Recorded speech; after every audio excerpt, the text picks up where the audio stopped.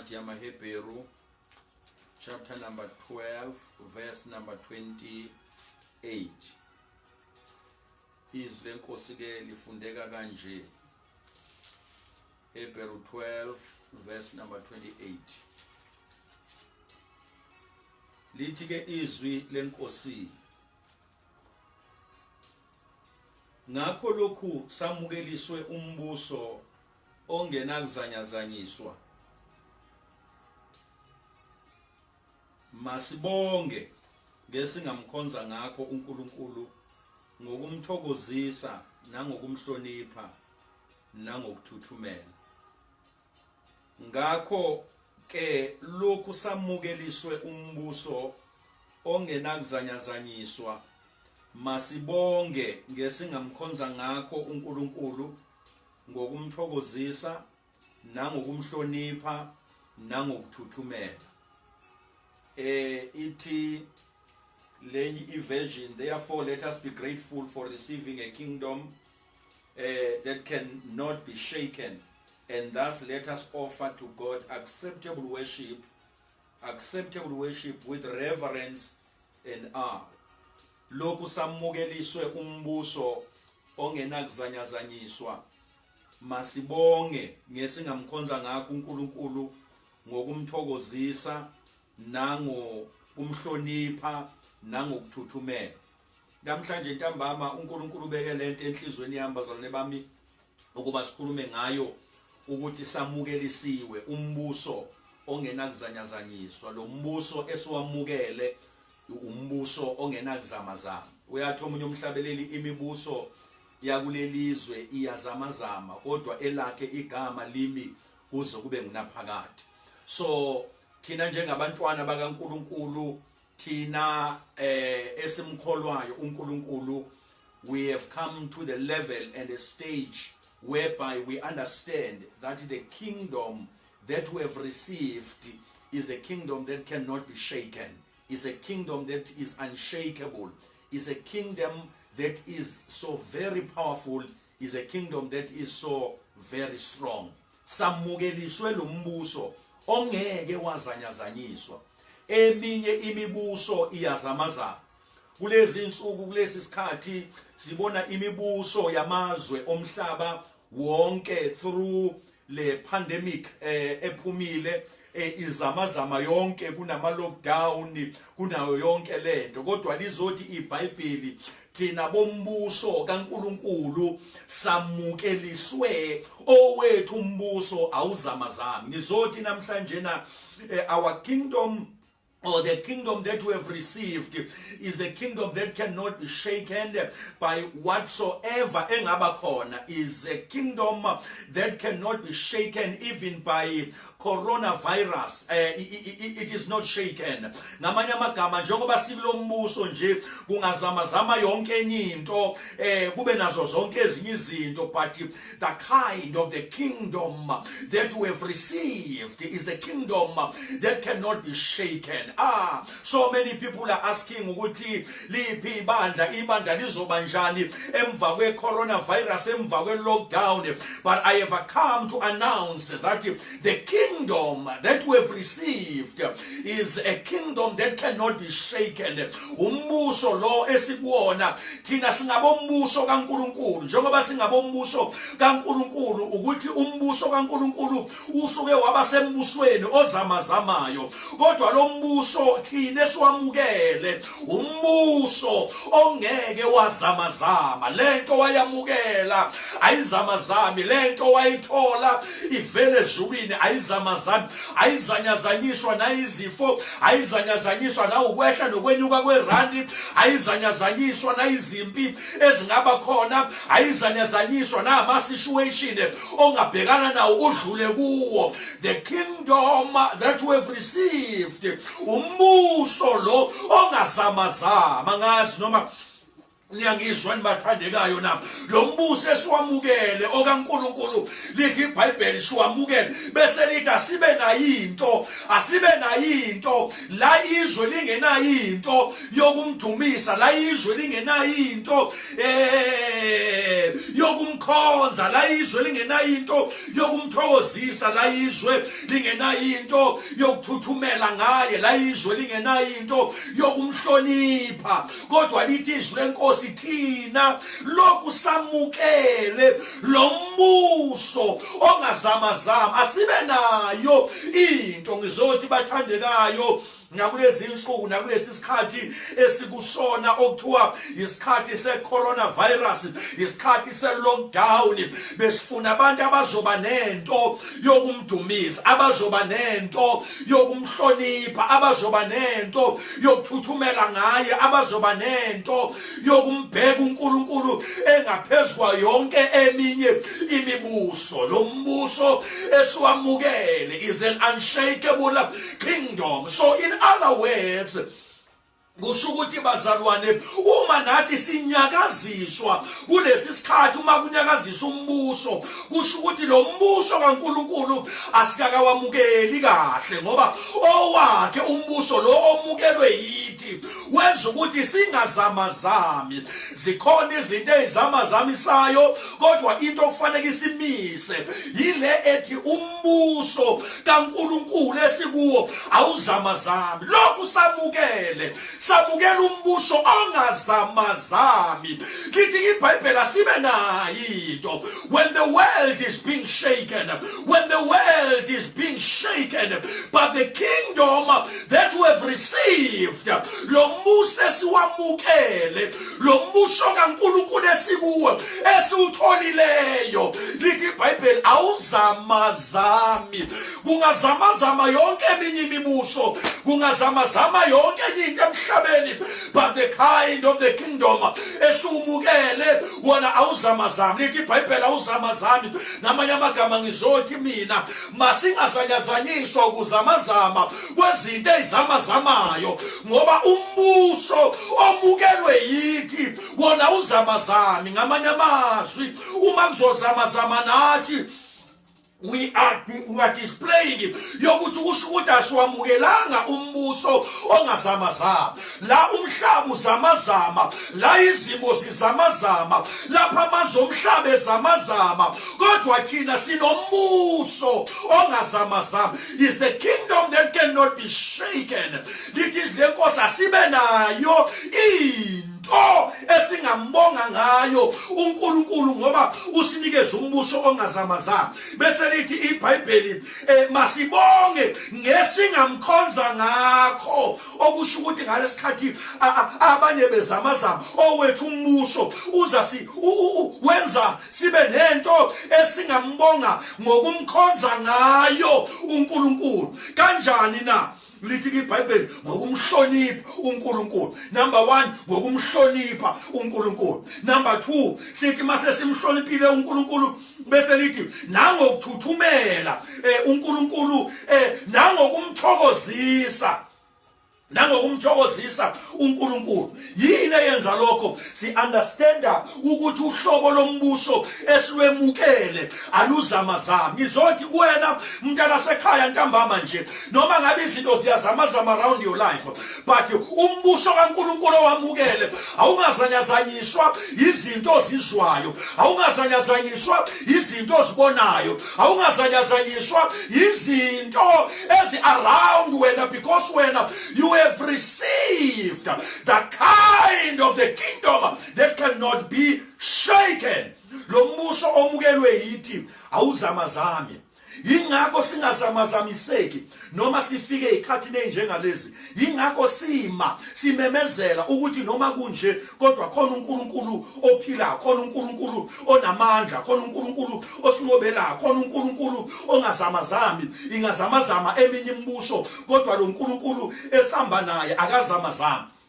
uthi uDaniel chapter number 2 verse number uverse number 44 masikhuluma ngalombuso ongazamazama uthi uDaniel uchapter number 2 uverse number 44 ake simfundeni uthi ngalezo zinsuku matha kasha uthi ke uDaniel ngalezo zinsuku uthi ezinsukwini zalawo makhosi uNkulunkulu wasezulwini yes Lord ngalezo ezinsukwini zalawo makhosi uNkulunkulu wasezulwini uyomisa umbuso ongasoze wachithwa nobukhosi bawo bungayikushiyelwa abanye abantu kepha uyawuthoboza uqede yonke lemibuso wona uqobo ume kuze kube phakade.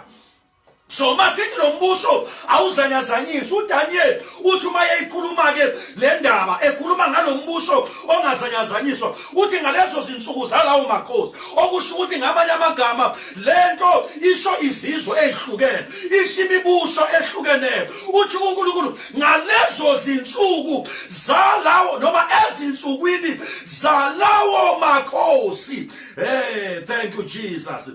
Ezinsukwini zalawo makhosi uNkulunkulu wasezulwini lo nkulunkulu esimkhonzayo wasezulwini uthi uyakumisa owakhe umbuso ongasoze wachithwa. Ngithanda lelame lithi and in the days of those kings because there are days that we call are the days of those kings are the days of those kingdoms that are being shaken but lithi ngalezo zinsuku noma ezinsukwini zalawo makhosi uNkulunkulu wasezulwini will set up a kingdom that shall never be destroyed. Hey, God is going to set up ey'nsukwini zalawo makhosi ey'nsukwini zalawo makhosi uNkulunkulu will set up a kingdom ikhona imibuso but our God will set up the kingdom ezinye zezinto bazalwane bami ezinyakazisa eminye imibuso it's God set up it is God set up ukuba azomisa umbuso ongazamazami. Oh, can I get somebody and shout, is God set up? When other nations, when other kingdoms are being shaken, it is God set up. When the countries of the world are being shaken, it is God set up. Ukuthi azomisa uNkulunkulu umbuso ongazamazami ongeke wadestroya athi nombuso wakhe angeke awushiyene kwabanye abantu kodwa wakhe umbuso uyodestroya yonke eminye imibuso wona wodwa bese uyasala. This is the kingdom. This is the kingdom that we have received.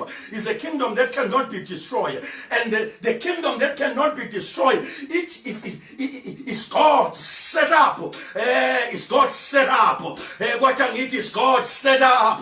Yonke eminye imibuso mayifika isikhathi sokuzamazama, it's God set up. Yonke eminye imibuso mayichallenge ingakwazi ukuma, it's God set up. Yonke eminye imibuso mayinyakaza owakha unyakazi wayo wakho unganyakazi, it's God set up yokuthi yena uzomisa owakhe that can never be destroyed. It's a kingdom that can never be destroyed. It's a kingdom that can never be destroyed. It's a kingdom that can never be destroyed. That's why amaHebheru ethi lokhu samukeleke lo mbuso ongenakuzanyazanyiswa thina sibe nayo into yokumbonga ngokumthokozisa ngokumhlonipha nangokuthuthumela ngoba si receive the kingdom engeke ya destroy engeke yanyakaziswa. Is a kingdom of God, umbuso lo kaNkulunkulu esiwamukele, umbuso ongeke wazanyazanyiswa. Ithi incwadi kaLuka chapter number 17 verse number 20. Let us get to that book quickly. Luke chapter number 17. Luke chapter number 17 verse number 20. Ebuzwa ngabaFarisi uJesu ukuthi umbuso kaNkulunkulu uza kufika nini, waphendula wathi umbuso kaNkulunkulu awufiki ubonwa ngamehlo. Oh, thank you Jesus. The kingdom that we have received, the kingdom that cannot be shaken, the kingdom that cannot be destroyed, is a kind of the kingdom, is a kingdom that is in the midst of his people. Umbuso ongaphakathi kubo laba South Africa, awufani nombuso wase-America, awufani nombuso wase-England, awufani nombuso wase-Swazini, awufani nombuso wamazwe onke asemhlabeni, ngoba lo wembuso yasemhlabeni enyakaziswayo iyabonakala. Kodwa lo mbuso esiwamukele, bambuza abaFarisi bathi, Jesu, lo mbuso wakho uyawubonakala ngani uma usufikile na? Iziphi impawu oyobonakala ngazo? Uthi uJesu, lo mbuso kaNkulunkulu uphakathi wenu. Ngamanye amagama sizongena kwi-11 la khona siphuma esontweni, kodwa kuyisonto elingena ngaphakathi kithi. Lo mbuso kaNkulunkulu ube ngaphakathi kuwe, uwedwe ekhaya lakho, ube ngaphakathi kuwena usezitolo, ube ngaphakathi kuwe usemsebenzini, uzwe ingoma yasezulwini ihlabelela ngaphakathi kwakho, uzwe imvunge evumelayo, uthi mawuthi uyaqalaza ungaboni umuntu kanti sekuyimvungo yasezulwini. Ngoba since we have received this kingdom that is unshakable, and this kind of the kingdom is not, it cannot be destroyed, and this kingdom is not visible, but it is in the midst of God's people. Ungaphakathi bona abakaNkulunkulu. Matthew 7 verse 21 uthini yana na? Uthi, not everyone who says to me, Lord, Lord, will enter the kingdom of heaven. Uthi akusibona bonke abathi inkosi inkosi abazongena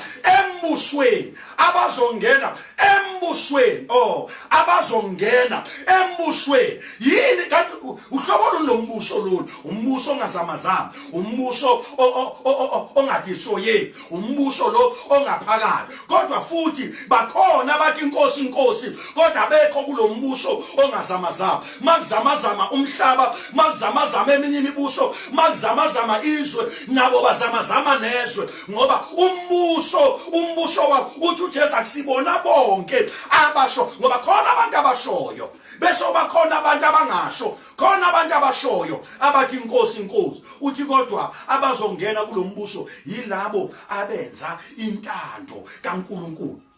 Oh hallelujah. Uthi labo benza intando, uthi baningi abanye bazoza kimi bathi inkosi ngegama lakho saprofeta. Oh, noma bengekho embusweni kodwa abaprofetile. Uthi baningi bazoza kimi bathi inkosi inkosi ngegama lakho sasukumisa ishosha. Noma bengekho embusweni kodwa iyenzeka ipossibility yokuthi bavuse ishosha kodwa bengekho embusweni. Iyenzeka ipossibility yokuthi baprofesy kodwa bengekho embusweni. Ngoba u21:7 asibona bonke abashoyo ukuthi inkosi abazongena embusweni kaNkulunkulu. Kanti abanjani abazongena? Yilabo abenza intando kaNkulunkulu ophilayo. Ngoba thina samukelisa umbuso ongazamazama, samukelisa umbuso that cannot be destroyed, and this kind of the kingdom is in the midst of his people. And it's not everyone who says, Lord, Lord, shall enter this kingdom. Uthi many will come to me. Bathi inkosi saprofeta, bathi inkosi senza imisebenzi yamandla. Athi uJesu ngiqinisile, anginazi bezibokubi buyelani la ekade nisebenzela khona. Buyelani kade nisebenzela khona. Nansi masifunda incwadi yamaRoma again, Roma 14. Quickly, when we go to Romans chapter number 14. I love this one. Chapter number 14 verse number 17. The word of God says, for the kingdom of God is not a matter of eating.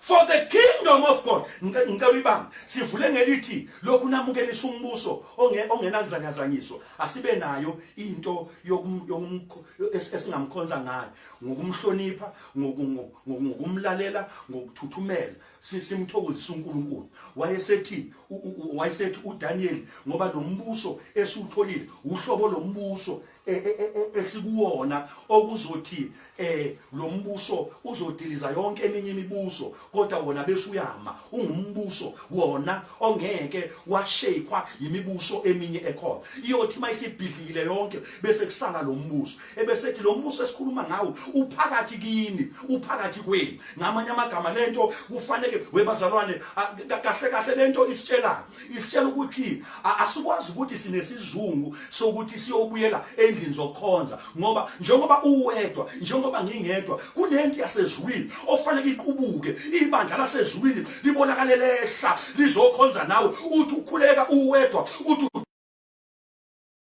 yasezulwini ikuvumela ngoba lo mbuso awukho ngaphandle kodwa uphakathi kwethu uthi ke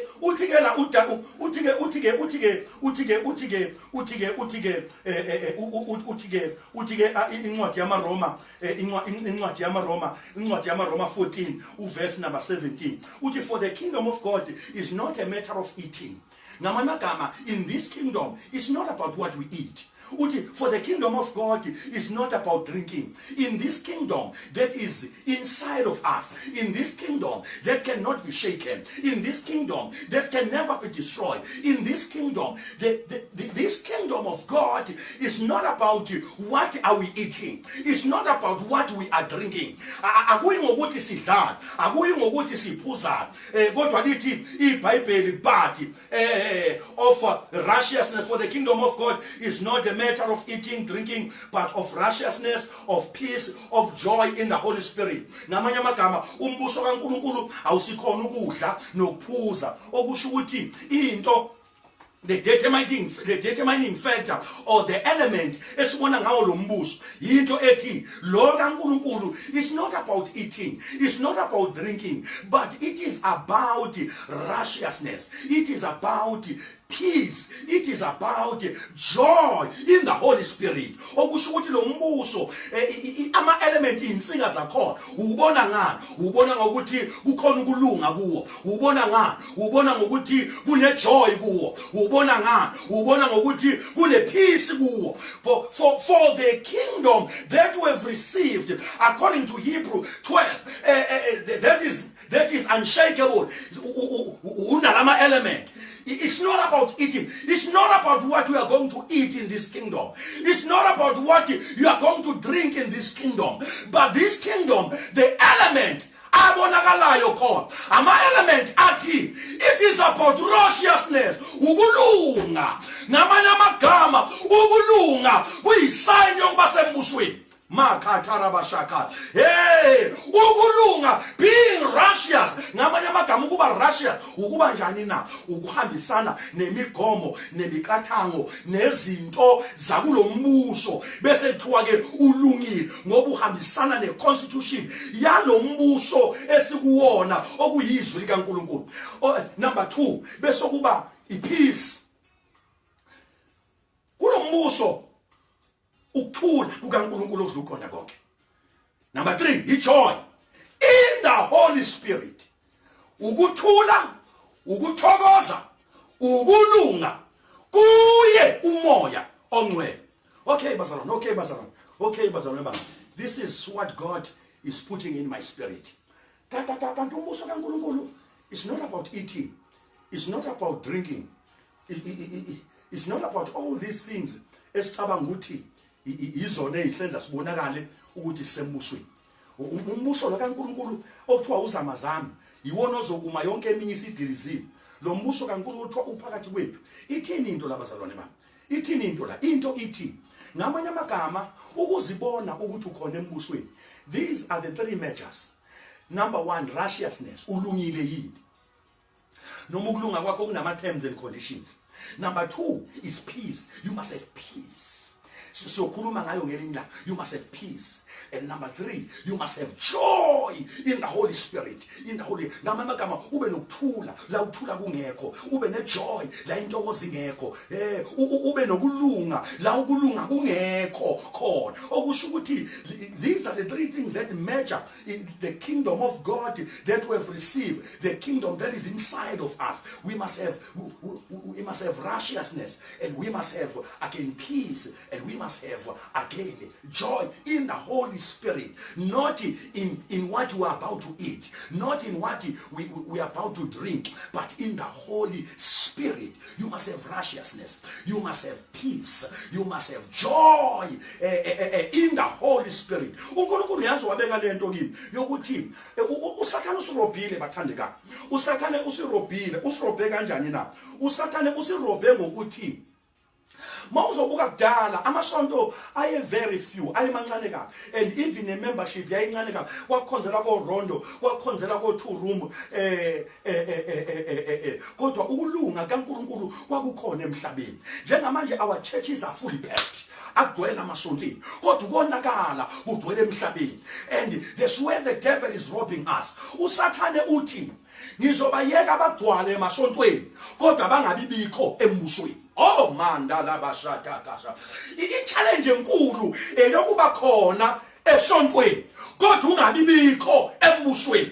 And one of the things ofanele we check kulezi insuku, am I in the church? Iningi lethu sithi ngikhumbule esontweni. How many of us who are saying I joy in the presence of God, I have joy in the kingdom of God? Kuthi noma bazalwane bengekho kodwa ube nejoy in the presence of the Holy Spirit. Ngamanye amazwi, uma ngabe intokozo yami ingakwazi ukwenzeka ngingedwa, yenzeka ngoba kukhona abanye, okusho ukuthi the devil is robbing me somewhere. Okusho ukuthi ngamanye amagama intokozo yami kufanele ibe kuye umoya ongcwele. Ukuthula kwami kufanele kube kuye umoya ongcwele. Ukulunga kwami kungabi sebantwini, ngingalungi ngoba ngiphambi kwabantu, kodwa ngilunge noma ngingekho phambi kwabantu, ngoba the kingdom of God is not umbuso kaNkulunkulu awusikhona ukudla, awusikhona ukuphuza, kodwa ukuthula, ukuthokoza kuyo umoya ongcwele. Ngamanye amagama, uma ulahlekelwa ukuthula, ulahlekelwa umbuso, iyenzeka into yokuthi ube sesontweni kodwa uma ungasenakho ukuthula, we are out of the kingdom. Oh, hallelujah. Yes, you must fight by all means to maintain peace in the Holy Ghost. You must make sure yokuthi on daily basis you fight by all means to maintain joy in the Holy Spirit. Ujabula injabulo ingekho, okusho ukuthi zonke izinto uSathane akuchallenge ngazo, usuke ezontshontsha ukuthula, usuke ezontshontsha intokozo, usuke ezontshontsha ukungalungi. Uma uSathane ekufaka enkingeni, usuke elanda ijoy, wathatha ijoy, you are out of the kingdom. Uma uSathane ethatha ipeace, wathatha ipeace, you are out of the kingdom. Uma uSathane ethatha ukulunga empilweni yakho, kusho ukuthi you are out of the kingdom. These three things izona ezenza ube sembusweni lo ongazamazama. Ngamanye amagama lithi umbuso ongazamazama, kufika indlala kodwa ubonakala ujabula endlaleni, kusho ukuthi you are in the kingdom. Kufike izinto eziqedela ukuthula, kufika abantu abakhubayo kodwa ungakhubeki, uzwakale uhlabelela, uzwakale umkhonzo uNkulunkulu, kusho ukuthi you have been able to maintain status sakho sokuba in the kingdom. Ngoba iningi lethu we are in the churches but out of the kingdom. We talk about the kingdom yet we are not in the kingdom. How do we see that? When challenges comes, those challenges are coming to reveal whether you are in the church or you are in the kingdom. But if you are in the kingdom, uzobonakala umdumisa uNkulunkulu noma izinto zibheda, uzobonakala umdumisa uNkulunkulu izinto zingahlangene, izothi intokozo ingekho kodwa uzwakala uthi intokozo yami ikuphi na, ngoba you are in the kingdom. We have received the kingdom that can never be shaken. We have received the kingdom that can never be destroyed. Umbuso wamukele awunyakaziswa, awuzamazami. Somebody shouting amen. Somebody shouting amen. Somebody shouting amen. For the kingdom of God is not a matter of eating, it's not a matter of drinking, but it's about peace, it's about joy, it's about righteousness. My brother, my sister, what is important in days like this is to maintain peace where there is no peace, is to maintain joy in the Holy Spirit when there is no joy, where there is nothing. Uma ijoy yethu yenziwa izinto ezimaterial that simply symbolize ukuthi we are not in the kingdom of God. We are building our own kingdoms. We are building our own kingdoms. because uma intokozo yakho izokwenziwa ukuthi uthola umuzi, uthola imoto, uthola imali, uthola umsebenzi, uthole zonke lezi zinto eziphathekayo, kusho ukuthi ngamanye amagama you are not in the kingdom, ngoba lo mbuso uyazamazama. Ngoba uma imoto idliwe awusenakho ukuthula, uma umuzi ushile awusenayo injabulo, awusenakho ukuthula, uma izinto zakho zingahlangani kubaleka ukulunga bese wenza izinto ngendlela engesiyone ukulunga. Umbuso kaNkuluNkulu ongazamazama yilo ozokwenza uhlabelele, uzwakala ukuthi ngineculo naluthando lukaKristu, uthi umfeli wami, uthi ngimbabaza owangihlenga, uthi lalelani iculo lami. Usho izinto zibheda, usho izinto zibheke phansi, bathi abantu uyisilima yini, kanti aba-understand ukuthi wena u-understanda umbuso owamukele yokuthi uthokoza noma usebunzimeni, uthokoza noma usengxakile, uthokoza noma imimoya iphambana nawe, uthokoza noma izimo zikubuza ukuthi ungubani lo Jesu ohamba nawe. Umbuso kaNkuluNkulu awusikhona ukudla nokuphuza, kodwa ukuthula nokuthokoza kuye umoya ongcwele.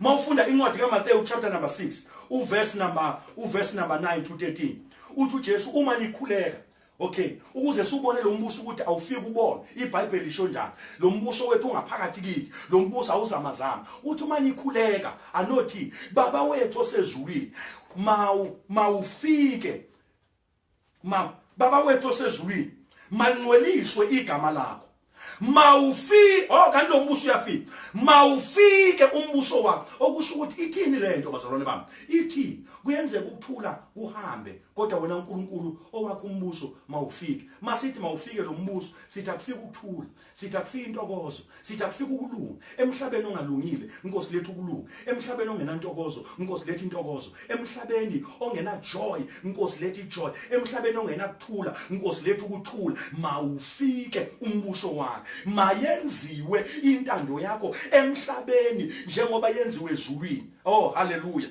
Ngamanye amagama lo mbuso kufanele ukulwele ukuthi umbuso kaNkuluNkulu ungaphakathi kuwe, njengoba izwi lisho litho wethu awufiki ubonwa kodwa ungaphakathi kuwe umbuso kaNkuluNkulu. This kind of the kingdom okufanele sibe kuwo.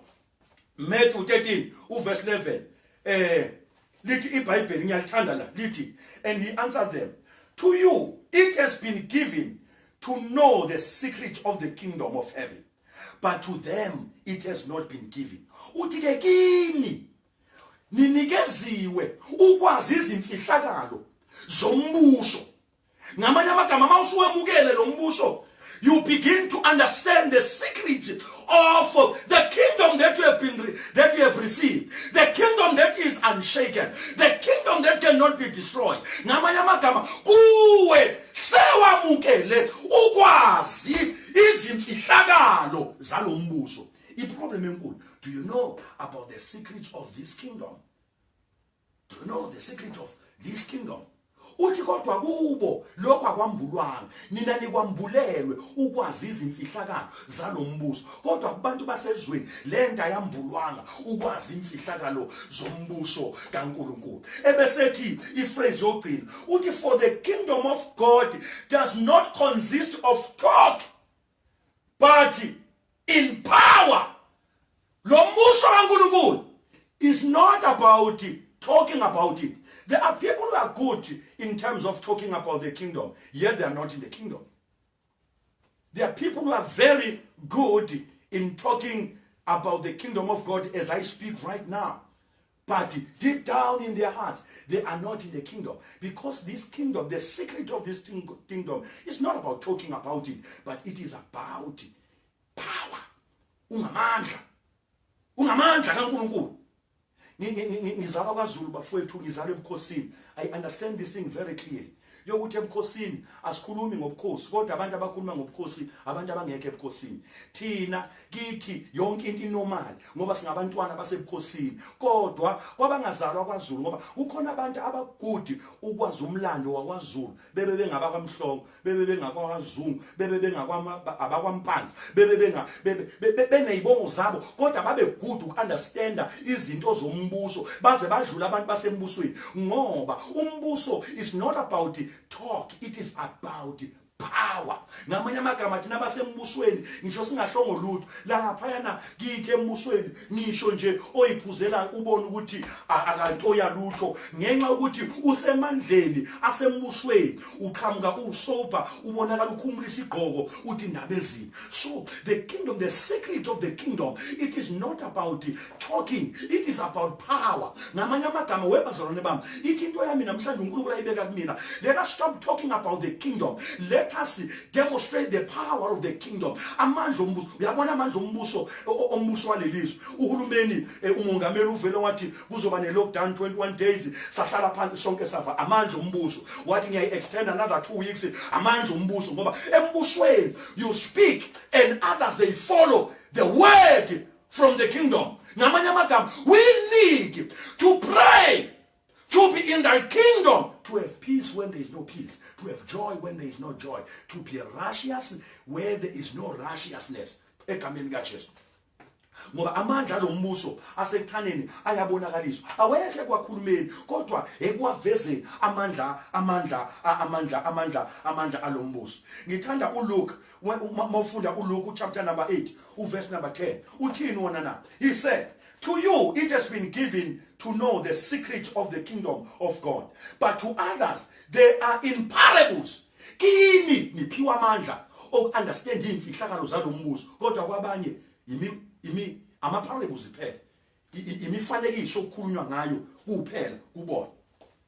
Athi uPhilip 3 uverse number 20 athi, but our citizenship, oh hallelujah, oh hallelujah, our citizenship is in heaven. Hallelujah. Obethu ubuzwe abukho la kodwa busezulwini. And from it we await a savior, the Lord Jesus Christ. Owethu umbuso noma obethu ubulungu, obethu ubuzwe abukho kulelizwe kodwa obethu ubuzwe busezulwini la uJesu Kristu yena ekhona. Owethu umbuso awufani nombuso wakulelizwe. Owethu umbuso awufani nalemibuso enabantu abavotelwayo. Owethu umbuso awuvotela, uphakamisa isandla lento uyamukela ivele ezulwini ingene ngaphakathi kuwe, then you become a child of God.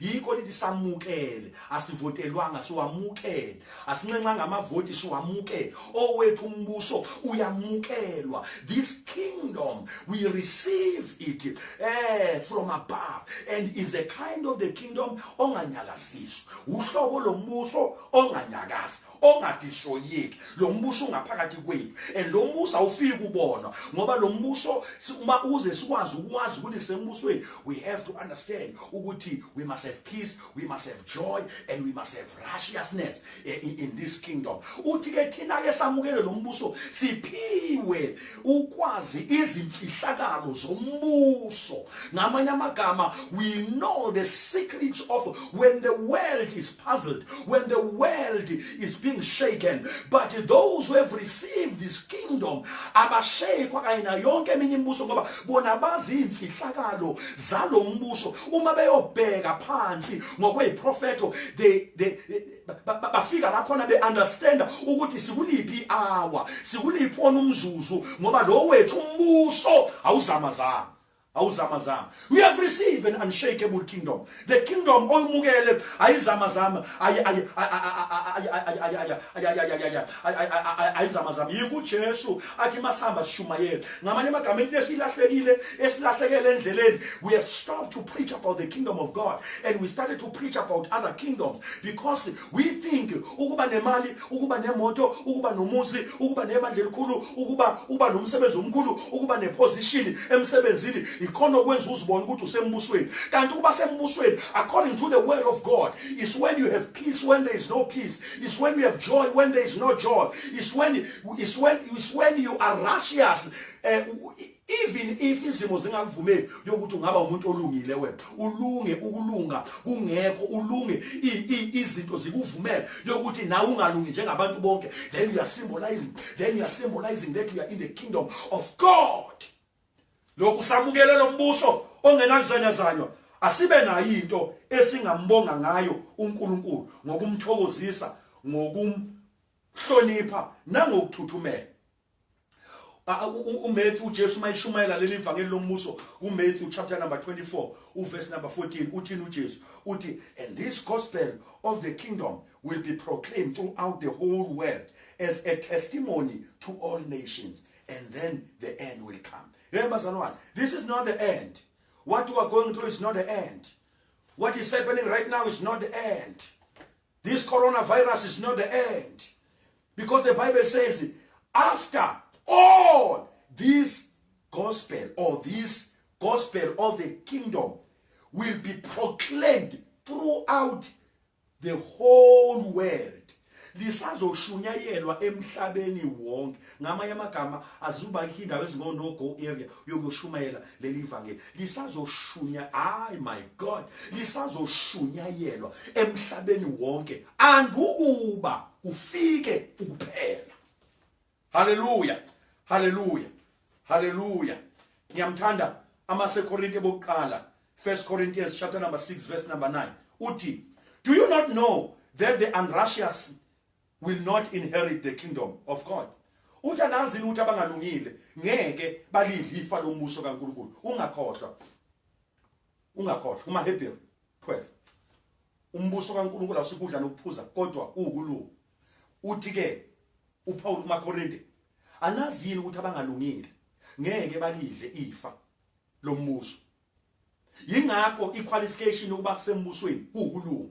You have ukufuna ukulunga kaNkulunkulu nokuthula nokujonga ngoba abangalungile ngeke balidle ifa lombuso kaNkulunkulu.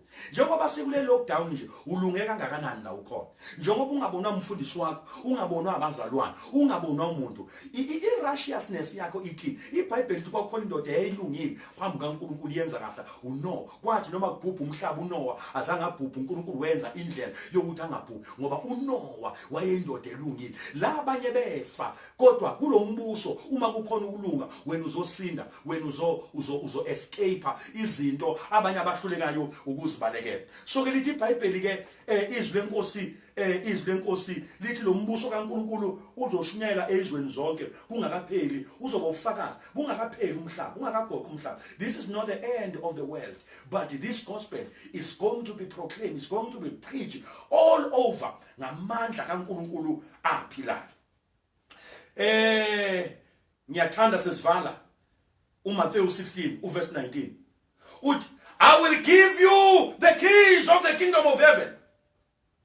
I will give you the keys. Ngamanye amagama kulombuso ikhiya azikho umuntu oyedwa. Ikhiya isikhona nakuwo. Uthi ngalezi ikhiya, whatever you bind on earth okubophayo emhlabeni, it shall be bound in heaven. Kuyoboshwa nasezulwini. Whatever you lose on earth shall be loosed in heaven. Lokhu okubophayo emhlabeni kuyoboshwa nasezulwini. Lokho okuqaqayo emhlabeni nasezulwini kuyoqaqa. That is the power ngoba sithe ngenhla, this kingdom is not about talk but it is about power. Inamandla kaNkulunkulu. Konke okubopha ngizokunika ikhiye zalombuso. Ngamanye amagama la ulimini lwakho la kuwena, if we are in this kingdom we have got power okubopha, we have got power okuqaqa. Okubopha emhlabeni ezulwini kuyaboshwa, okukhulula emhlabeni nasezulwini kuyakhulula. That is the key of this kingdom where we belong. Hallelujah. Hallelujah.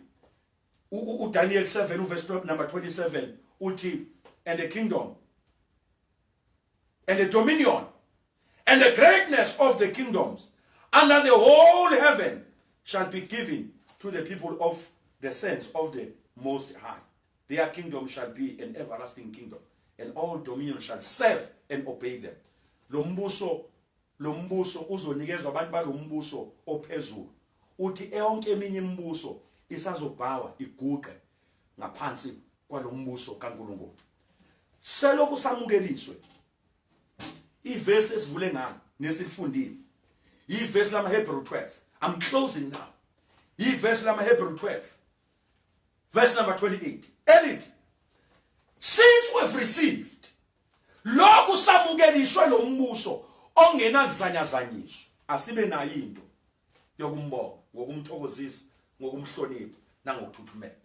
Ngizothi mina abathandekayo umbuso lesumukele awuzamazami excuse me awuzamazami lento imukele ayizamazami lento wayithola ayizamazami lento hamba naye ayizamazami lento esayamukela ayizamazami. Ngizothi mina lokholwa esamba naka akuzamazami iyozamazama eminye imibuso kodwa lesawemukela awuzamazami ingashake eminye kodwa lesawemukela awuzamazami futhi awusoze waphela. It's the kingdom of God. What we have received from the Lord, it is unshakable. What we have received in your life, it is unshakable. Ayizamazami imali ungenayo ayizamazami ishelter ungenayo ayizamazami ukudla ungenakho ayizamazami impahla zokugqoka zingekho zingenele ayizamazami. Sithola into engazamazami sithola into engapheli sithola into engasheka. Ingakho bayamangala ukuthi sihamba ngeenyawo kodwa basibone sinepeace. Ingakho bayamangala singenazo izinto abanazo kodwa basibone sinejoy because we are in the kingdom that cannot be shaken. Ngizomemezela namhlanje yokuthi lento wayemukela ayizamazami ingazamazama umhlaba kodwa mayingaphakathi kuwe ayizamazami. Bangazamazama abahlobo kodwa yona ayizamazami. Bangazamazama abangani yona ayizamazami. Bangazamazama obathandayo kodwa yona ayizamazami. Noma ungenayo imali ayizamazami noma ungenakho okuyizidingo abanye abanazo ayizamazami. Ayizamazami lento ayizamazami lento siphethe into engazamazami. Ngizothi namhlanje hold on ngizothi bambelela ungazamazami la uzamazama izinto. Ngizothi namhlanje manje edwaleni eliqinileyo ungazamazami izinto izamazama ngoba umukeliswa into engazamazami. Lento yasembusweni izwi likaNkulunkulu alizamazami. Kwake kwanyakaza umkhumbi abafundi besemkhunjini wazamazama umkhumbi lwazamazama ulwandle bazamazama abafundi kodwa izwi lakhe lasembusweni langazamazama. Ngizwethu uJesu mayevuka yini benokukholo okuncane nasha ngamanye amagama umhlaba ungazamazama izimo zizamazame impilo izamazame kodwa lento esiyamukele ayizamazami. Nibabonile abafowethu basendulo abamukela lento yangazamazama. Nibabonile oShadrach noMeshach noAbednego befake emlilweni into yabo yangazamazama. Ngimbonile uDaniel efake emphandweni weingonyama kwasho ukuthi umukela into engazamazami. Ngibabonile oPaul befakwe ejele beshawa kodwa into yabo yangazamazama. Ngibonile bebasela imlilo kodwa into yabo yangazamazama. Athi ohlabelela noma beyishwa ekufeni kodwa bathemba igazi lemvana. Ayizamazami lento ayizamazami lento ayizamazami lento. Ungazanyazanyishwa izinto ezamazamayo kanti wena unento engazamazami. Ungathuswa into ethusanayo kanti unento engathuki. Ungazanyazanyishwa izinto ezamazamayo kanti uphethe into enamandla engazamazami. Ayizamazami lento yamukele noma abantu bekujikela yona ayizamazami. Lento wayamukela noma abantu bekushiya yona ayizamazami. Lento wayamukela noma abantu bekuhleba ayizanyazanyishwe inhlebo yabo ayizamazami. Lento noma uvula ibank account yakho ucinga ibalance ithi 00 kodwa lento ayizamazami ngoba ibalance yakwamoya ithi plus. Ayizamazami. Hey, can I have somebody and shout ayizamazami lento ayizamazami lento kaNkulunkulu lokusamukelisa umbuso ongenazanyazanyiswa. Asibe nayo into yokumbonga uNkulunkulu. Sizobonga uNkulunkulu noma sikwi lockdown. Sizomdumisha uNkulunkulu noma sikwi lockdown. Sizothandaza kuye noma sikwi lockdown. Sizohlabelela kuye noma sikwi lockdown. Yini esihlabelelisayo ukuthi lento esiyamukele ayizamazami, ayizanyazanyishwa na ukuthi awusebenzi, ayizanyazanyishwa nokuthi awuqashile, ayizanyazanyishwa nokuthi umshado awutholi, ayizanyazanyishwa nokuthi ibank balance yakho ithi minus, ayizanyazanyishwa nokuthi izinto aziyi njengokufisa kwakho. Uzwakala uhlabelela uthi kufisa kwami konke, uthi ngempela yikho ke, uthi kuze kube naphakade. Ngamanye amagama, be excited somebody, be joyful somebody, be happy somebody. We have received into engazamazami. Kuzoba nenkinga sho uma wamukela isonto liyazamazama, kodwa into yasesontweni ayizamazami. Lento kaNkulunkulu ayizamazami. Ngizomemezela namhlanje wherever la ngibukela khona zikhona izinto ezikuzamazamisayo, kodwa kunyakazisa into engaphakathi. Lithi iBhayibheli uma uPetru benyakaziswa izinto ezinyakazisayo, bamvusa ongazamazamiseki, bamvusa onganyakaziseki, bamvusa ezilalele nje relaxile. Oh mandala bashaka, akumvuse lo Jesu wakho, mvuse esimeni sakho, mvuse enkingeni yakho, mvuse engxakini yakho, mvuse ekusoleni kwakho, mvuse ezidikweni zakho, mvuse ezintweni obhekene nazo, mvuse. Mawuvusa yena, uvusa indoda engazamazami. Since you have received the kingdom that is unshakable, lo mbuso esiwamukele awuzamazami ungaphakathi kithi. Umbuso kaNkulunkulu awusikhona ukudla nokuphuza, kodwa ukuthula, ukuthokoza, ukulunga kuyena umoya ngcwele. Thank you so much for tuning in, and I have come to encourage you. I have come to give you the word, and the word of God is unshakable, and the word of God is unmovable. What you have received. Inkinga yami mangabe umukela abantu, uthi mawujikelwa abantu nawe uzamseke. Inkinga yami umukela isonto, lithi isonto ngamhlazane lekuvukela nawe ujike, uthi angisamboni loNkulunkulu. Ngoba umukelanga into engazamazami, wamukela izinto ezamazamayo. But ngizothi kulo mthandazo yakule lockdown, yenza isiqiniseko sokuthi ufuna into engazamazami. Into engazamazami izwi likaNkulunkulu. Uthi obhalayo kodlula izulu nomhlaba, kwedlule konke okunye, athi kodwa lona liyoma kuzobe sekupheleni. The word of God lizoma kuzobe sekupheleni. Lento engazamazami yona ezoma kuzobe sekupheleni. Yonke eminye imibuso uthi uDaniel iyowa iphihlizwe, ithi kodwa lo mbuso iwona oyosala. Siphethe into engazamazami, siphethe into engeke ife, siphethe into engeke yaguquka. Kuyoguquka yonke into emhlabeni, kodwa nayisoze yaguquka. Kuyoguquka itechnology, kuguquke ama situations, kuguquka ama conditions, kuguquka iclimate, kuguquka abantu, kuguquka yonke into oyaziyo. Uzusho uthi ngezikhathi zethu kwangenjena ngoba umhlaba uyaguquka, kodwa khona into engaguquki. Izwi likaNkulunkulu, izwi lombuso. Yikho iBhayibheli lithi nguye namhla, nguye izolo, nguye naphakade. Lithi kuyodlula izwi lomhlaba, kodwa izwi lakhe ngeke lidlule. Wonke umbuso omile waqina, uqina ngezwi lasembusweni. Ngamanye amazwi ngizothi wena mntana sekhaya, udinga uJesu awuzongena empilweni yakho. Udinga uJesu, udinga indoda yombuso, udinga inkosi yombuso ezongena ngaphakathi kwena. Uthi mawuhlabelela, uthi busa Nkosi, busa Nkosi kimi, uthi ngeqiniso. Usho umuzwa ngaphakathi uthi uyakubusa. Yonke inkosi ebusayo izibona ukuthi iyabusa ngoba izwi ekhomanda ngalo abantu ebabusayo ngoba belenza. Wozazi ukuthi uJesu makunento afuna umenzele yona, kodwa udinayo ukumenzela yona. You are not in his kingdom. Akusibona bonke abashoyo ukuthi inkosi abazongena embusweni, kodwa yilabo abenza intando. Be destined to do his will. Be destined to do his will. Kuvumele ukwenza intando yakhe. Bamba lento engazamazana. Ake sithandaze nawe. Baba egameni likaJesu sibongile leli hour lokuba ndawonye nabantwana bakho. Sibonga ukuthi uNkulunkulu othembekile, noNkulunkulu onamandla, noNkulunkulu ongaguquki. Sifake Nkosi embusweni wakho. Senze Nkosi amalunga lombuso ongazamazama. Umhlaba esikuwona uyazamazama. Imibuso esikuyona iyazamazama. Izinto Nkosi esinazo ziyazamazama. Kodwa wena Nkosi uNkulunkulu ongazamazamiseki. Ngiyathandaza namhlanje ntambama nabo bonke Nkosi abangilalele nabangibukelayo. Yokuba Nkosi baqinise bamise edwaleni elimfuwe.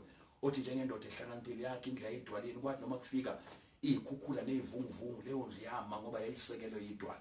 Othi manimi nigxilile nakhelwe kimi.